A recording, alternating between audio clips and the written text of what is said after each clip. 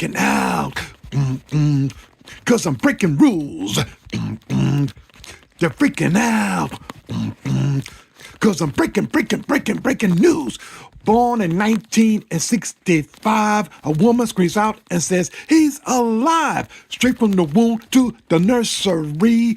All of the babies in the room started to freaking out. Cause I'm breaking rules. Freaking out. Cause I'm breaking news.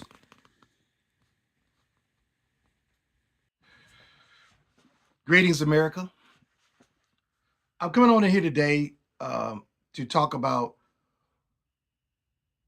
how President Donald Trump should perceive himself. I know that's probably a weird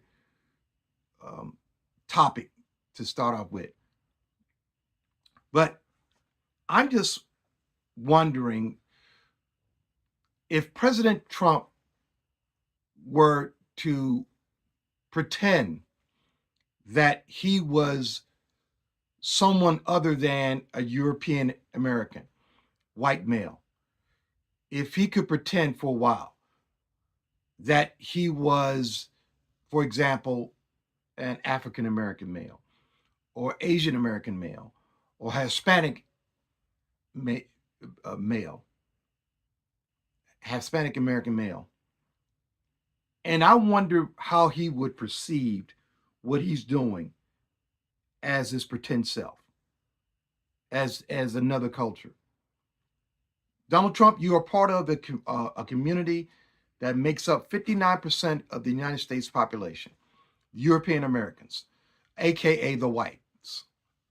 Now, I'm going to preface this with this statement.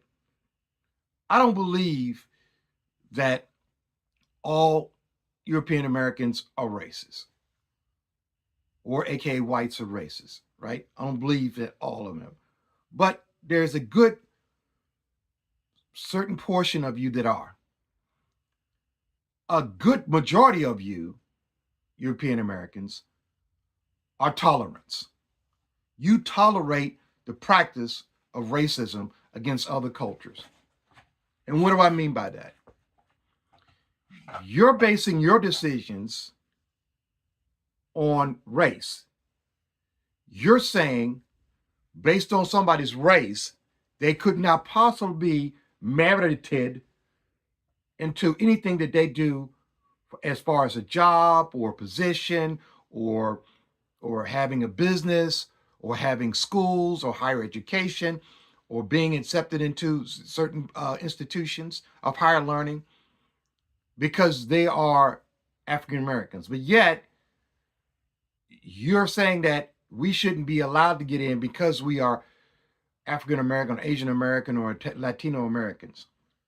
But yet, you're making the decision not to hire somebody based on that. And that's what it seems like. Now, I understand that you're saying you want to hire merited people. But first, we have to decide what merits is defined here. What is considered merited? What type of education do you need to be a part of a university or get higher education? What requirements? What do I have to need to be there?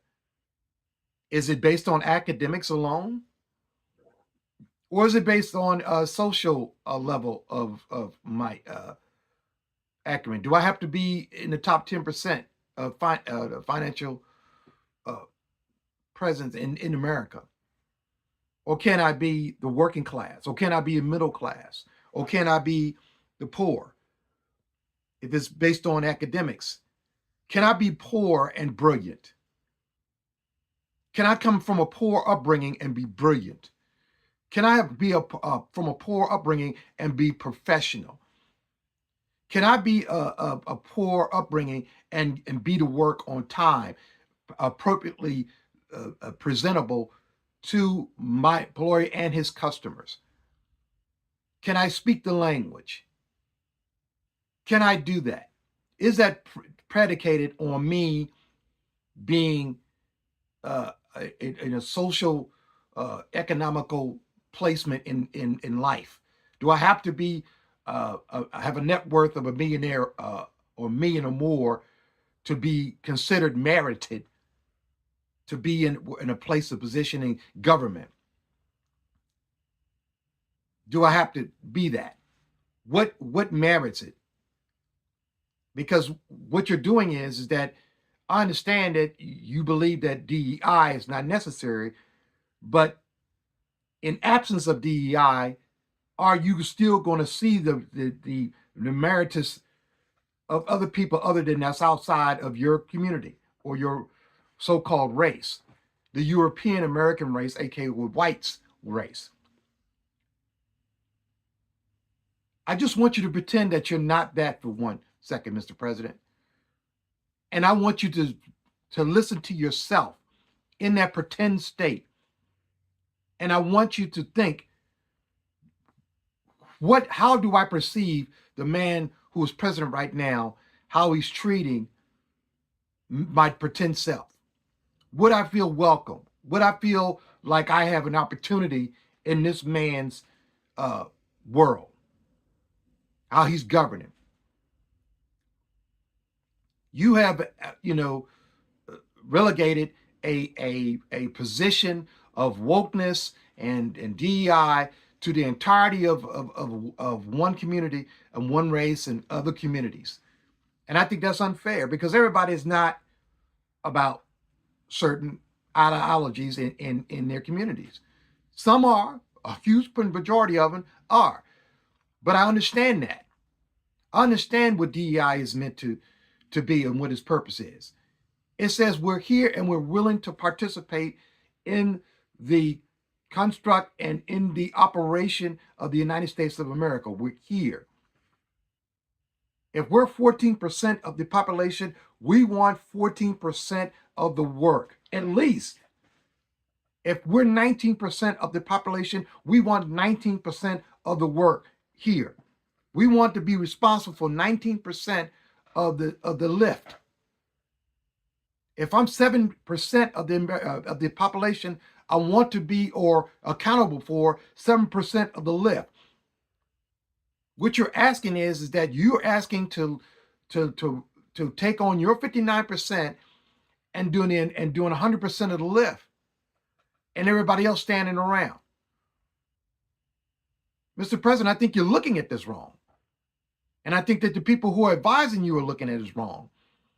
You should look at it as a cultures in America, which they know that you're the majority of. They know that the European is the majority of the United States. And we have other cultures in it and say, you know what? We're here too. And we want to help. We want to participate.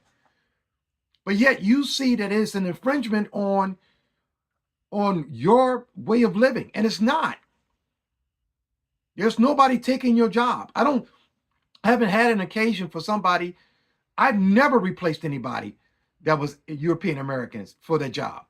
I've never had to stand in front of another European American and have a manager say, you're going to replace this European American because I need a African American to fulfill a quota. It's never happened. People make you think it has happened, but it hasn't happened. To tell you the difference is if we took that approach with every business, whether it be owned by European American, African American, Asian Americans, Hispanic or Latino American owned, if we took the concept of diversifying our business based upon the population ratios of our country.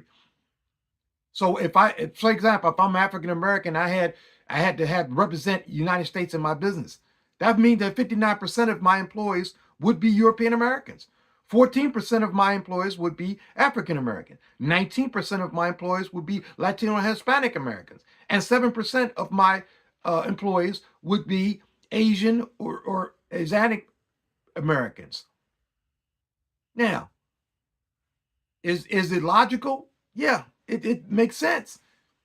If all the business was like that, if you have a white-owned business or a European-owned business, and he had 59% of his employees was was European American, and 14% was African American, and 19% was Hispanic American, and 7% was Asian American?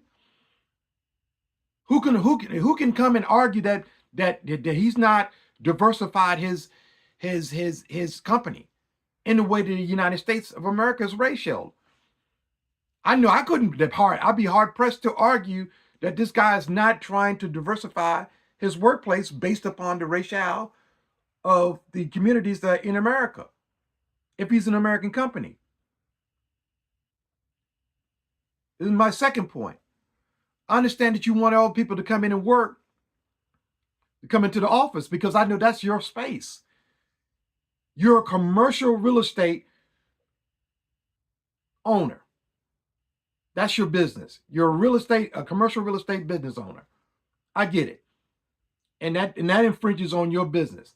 But I'm saying that if we have moved to a different way of working and living, why can't you just repurpose your buildings to encompass the living and working, so people can both live and work in the space that they're in? They don't have to leave. You can repurpose your business where a person can live in the space and work in the space and have camaraderie with other employees, different employees from different industries. I think it's the next evolution in commercial real estate. A commercial real estate that doubles as residential. I mean, you can come up with, call it ComRes, which is a mixture of commercial and residential living area. And if I can do that, if I can think of that, why can't you? Everybody believes that people who are well-to-do and have money are well-educated. Then why can't you all think of these things? Why does it always have to be one way or the other? It's got to be a black and white thing. It's on both sides. And both of them are unmerited. I don't know anybody who will hire a person just because they have a certain type of pigmentation or they have a certain type of look. No business person in their right mind is going to hire somebody just to fulfill a quota. I may want to hire a person because I want to give a feel on how other communities sees my business or sees my product. Is this receptive? Is this a product that is going to be bought by other people outside of my so-called community? I don't want, as a businessman, that doesn't make any sense. I want a universal product. I want a universal service. I don't want something that's going to be predicated to just one community. No in the businessman's mind would think that I'm just going to create a business that's going to be serving just one aspect of society. People voted for you, Mr. Trump, because of your business acumen. And to me, it doesn't seem very impressive. I don't know if it's because other people are advising you. I don't think, they're flattering you. They know that's the way to get to you and way to get things done by you. You have made yourself and put yourself in the position of presidency. Now, at the end of the day, you had to do the work. And you didn't have to relegate to anybody. And right now, you're relegating stuff to other people to get done. So I guess so you don't be on the hook on it. But at the end of the day, you will be on the hook of it. Whatever Elon does, his success is going to reflect on you. It just is.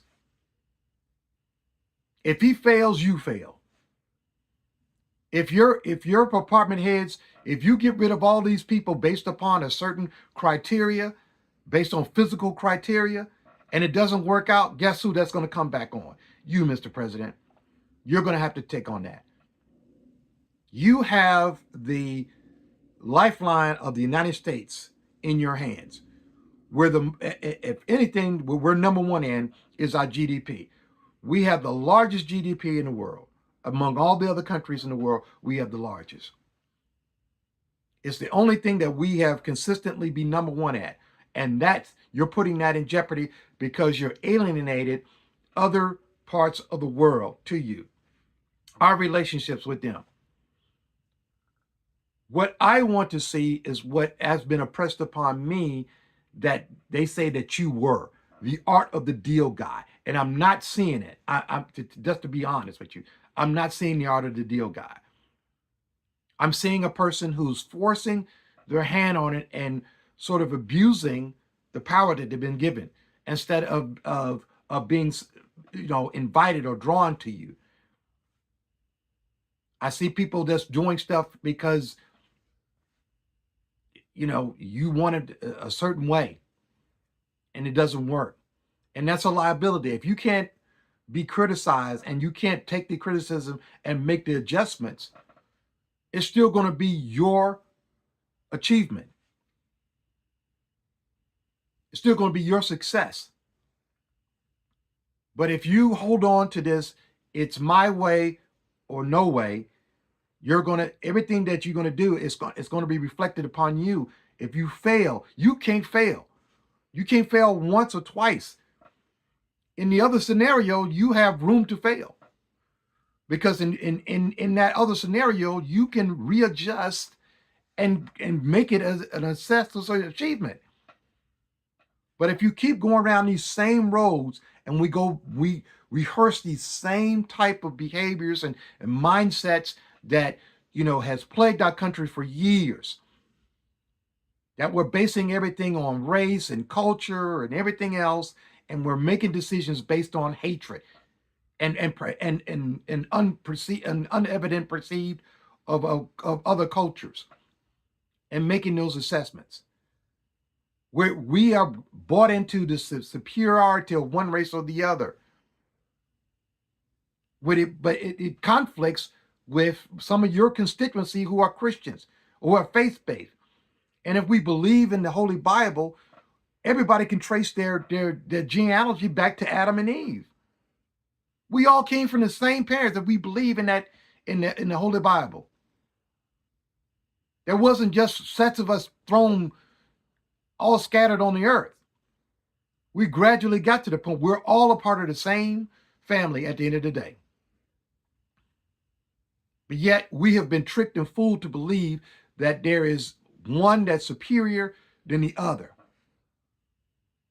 And it's unfounded. There's no evidence of it at all. And we have tasked certain parts of the European American community to oppress other communities based on the fact that they believe they are superior or have a superior mindset. And I'm telling you today that I'm relieving you of those duties. You no longer have to do that because it's not real. When I think of a superior being, I think of Marvel characters like Superman. I don't know no person in society who's a man or male on earth who can fly and who can repel bullets, or who can create fire with his eyes, or can fly to the sun and planets. I don't know nobody who can run faster than a car at top speeds. There is no superior beings on earth. There's no superior race. It is a lie. It is a drug that's consistently given to generation after generation to believe something that is a lie, and it's a detriment to the United States. If the United States can wake up, and when you said you want to get rid of woke, why would you want to be asleep? Everybody can experience wokeness. Everybody. It's not predicated to one community. It might have came out of one community, but it's not predicated to one community. Everybody can be woke.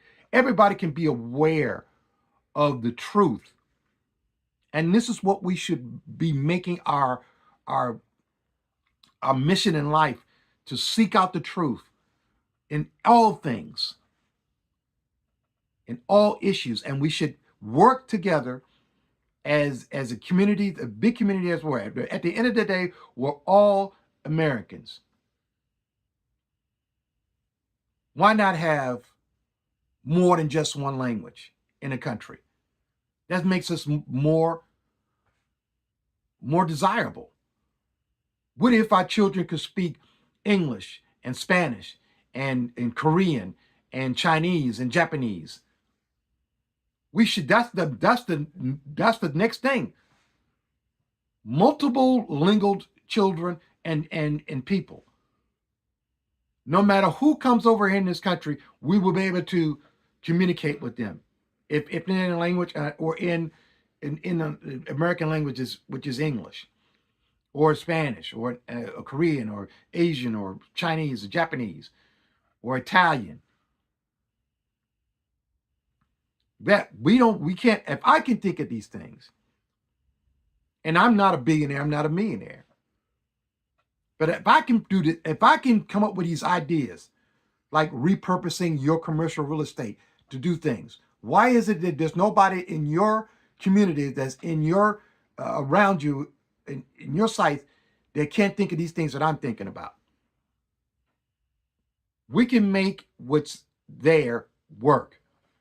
We can make what we believe is a waste, abuse, and fraud or liability work.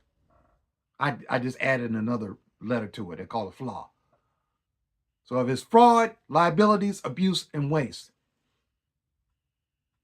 first of all, we have to identify, is it truly waste? Is it truly abuse? Is it truly fraud? Is it truly a liability?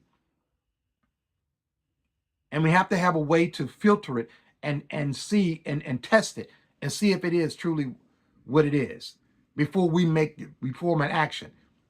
Measure twice, cut once, Mr. President. That's your strategy. Measure twice, cut once. And I will implore you to try this new strategy. This could be a great presidency for you. But it's your decision, because the format and the framing that you use right now has been done and it's not prosperous. It's not going to work. It's antiquated, it's old, it's done with.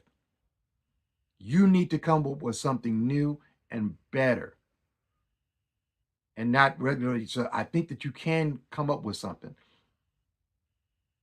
And that's going to make your presidency great. And not only will the people that you think who voted for you going to say great, the people who did not vote for you are going to have to admit to themselves, you know what? President Trump made the adjustments, and at the end of the day, he was who we wanted to set it out to be a great president, and he was. And that's going to come from your critics. That's going to be your greatest achievement, is when your critics call you great. Not when your people who are benefiting from your position as president call you great. Anybody can call you great that you're feeding. But if your critics and your adversaries call you great, that's when you're great.